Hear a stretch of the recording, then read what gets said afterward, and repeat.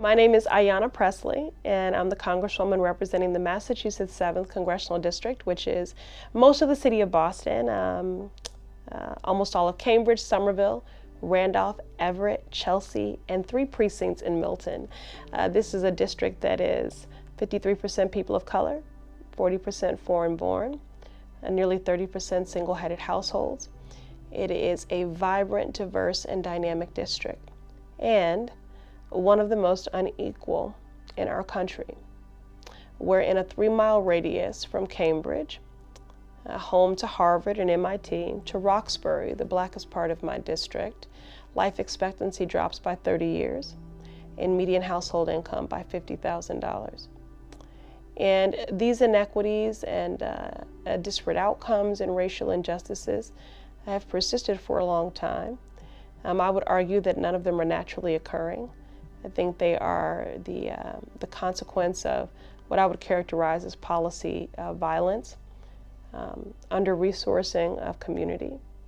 And so I say all that to say that there's great hardship and struggle here, but also brilliance and innovation.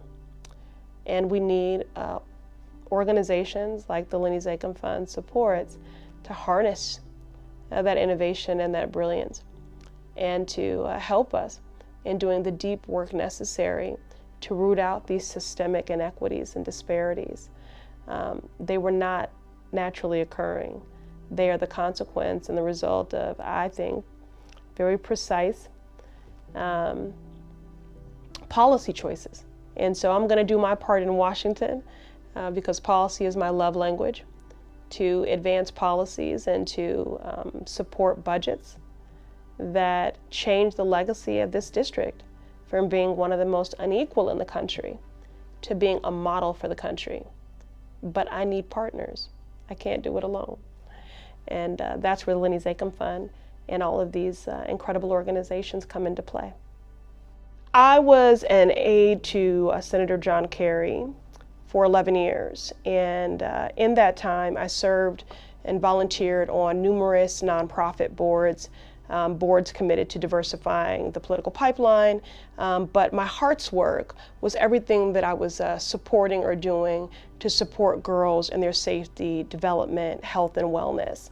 And so that was really my heart's work. And I had been approached by some voting rights activists about running for the at-large Boston City Council seat.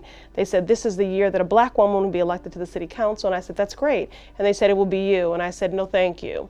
I really enjoyed being the person behind the person, found great purpose, meaning, and reward in being an aide. But after a lot of prayer and contemplation and discussion with my family, made the decision to run.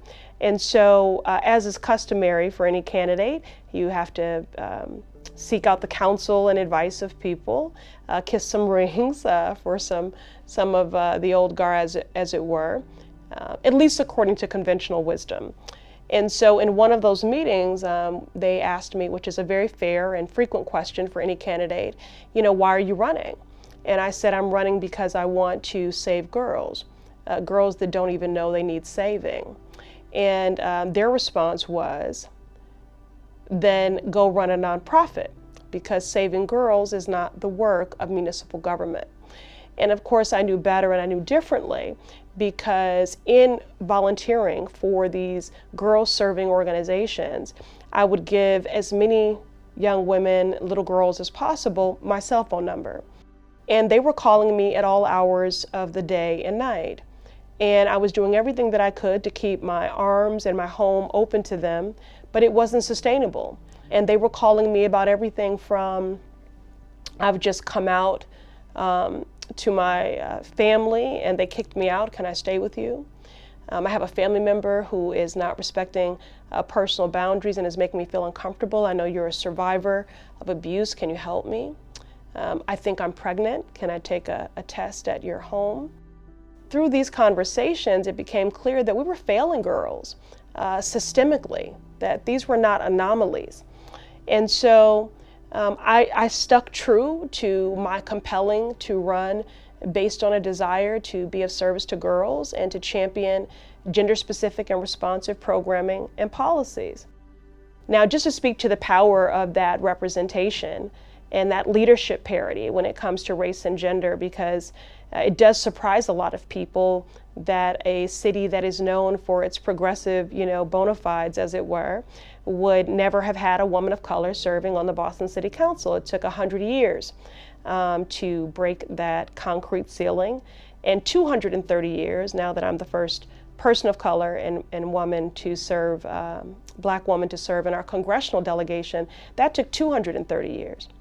And oftentimes people will lobby charges of identity politics against women and candidates of color, but representation matters, and here's why. You need a diversity of perspective, opinion, and thought around the policy and decision-making tables within the corridors of power. It's not for contrived moments of kumbaya. It's not so that we can say how progressive we are and pat ourselves on the back. It's because of how it shows up in our policies and in our budgets. Our very first budget cycle, when I was a freshman member of the Boston City Council doing my first term, every city department and agency that came before me, I asked them, what are you doing for the girls? And their responses were barely monosyllabic. But by the second budget cycle, they were showing up with cross-tab, multicolored binders because they knew someone would call the question. And that is my untold story, is this meeting that I had with a leader in the community who said, saving girls is not the business of municipal government. And I set out to prove them wrong, and we did, decisively so. Certainly my 3 years in Congress have been unprecedented in many ways, and I'm often asked if I'm growing apathetic or cynical about being in Washington, and my response is always the same. I don't have the luxury. And moreover, it is really an honor to be a steward of democracy at such an inflection point for our country. But during these unprecedented challenges of the last year, the other reason why I have not become apathetic or cynical, although sometimes weary, is because of the strength of community and the collective care and the mutual aid that has emerged and the ways in which people have leaned in. I know our challenges are great, and it can be overwhelming and daunting to think about what can I do, because everything is important and it's all so big and it feels so abstract. But supporting the Lindy Zakim Fund and these organizations, it feels personal, it feels tangible, it feels real and meaningful. I'm a woman of deep faith, and one of my sort of spiritual guides is Reverend Barber. He heads up the Poor People's Campaign, and he was talking about how, and everyone keeps using the word that we're in the midst of a reckoning, and he said, well, if that's true, if we're really in the midst of a reckoning, then what that reckoning demands of us is a reconstruction, a third reconstruction. And so the organizations that the Lindy Zakim Fund supports, I see them as community builders in that reconstruction. The people give me hope, community gives me hope. There are lessons learned from this pandemic, which I hope we will never lose sight of. And again, that is that we are one human family and our destinies are tied.